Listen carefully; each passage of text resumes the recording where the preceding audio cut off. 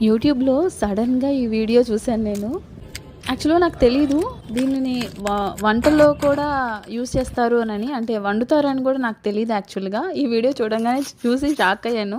యాక్చువల్‌గా ఆవిడ తెచ్చిన ప్లేస్ అయితే చాలా మురికిగా ఉంది. వీటిల్ని గుర్రపు డెక్కలంటారు. ఇంగ్లీష్‌లో వాటర్ హైసింత్ అంటారు. ఇవి ఎక్కువ పొల్యూషన్ ఉన్న ప్లేస్‌లో పెరుగుతాయన్నమాట.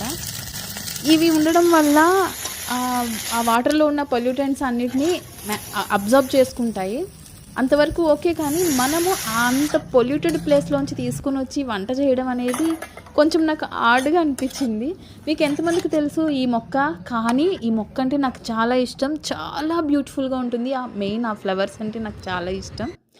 మీలో ఎంతమంది చూసారు ఈ మొక్కల్ని? యాక్చువల్‌గా ఇది వాటర్ మీద ఫ్లోట్ అవుతూ ఉంటుంది.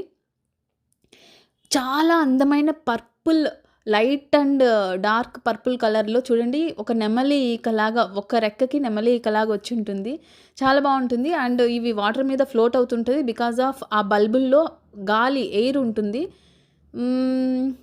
ఫిషెస్‌కి ఇవి చాలా మంచిదనమాట. ఫిషెస్ వీటిల్ని బాగా లైక్ చేస్తాయి. ఎందుకంటే ఆ కింద ఆ వేర్లు కొంచెం ఒకలాగా ఉంటాయనమాట. అంటే అవి దాంకునే దానికి అట్లా సేఫ్టీగా అలా చూసుకుంటాయన్నమాట. సో, ఇది నేను చిన్నప్పుడు నేను థర్డ్ క్లాస్‌లో ఉన్నప్పుడు ఒక సార్ ఉండేవాళ్ళు. ఆ సారు మాకు ఈ ప్లాంట్ తీసుకొనొచ్చి మరి డైరెక్ట్‌గా చూపిచ్చి మరి ఎక్స్‌ప్లెయిన్ చేశారు. నాకు అందువల్ల బాగా గుర్తుంది ఈ ప్లాంట్. దీన్ని తెలుగులో గుర్రపు డెక్క, ఇంగ్లీష్‌లో వాటర్ హైసింత్ అంటారు. హ్మ్.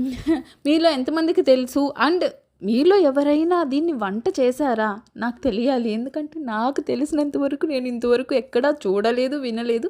ఫస్ట్ టైమ్ ఈవిడెవరో వాటిని తీసుకొనొచ్చి వంట చేస్తుంటే చూస్తున్నాను. సో, ఇది ఈ వీడియో నచ్చితే లైక్ చేయండి, షేర్ చేయండి, సబ్స్క్రైబ్ చేసుకోండి. నాకెందుకో అంటే నాకు చిన్నప్పటి మెమోరీస్ గుర్తొచ్చి ఈ వీడియో పెడుతున్నాననమాట.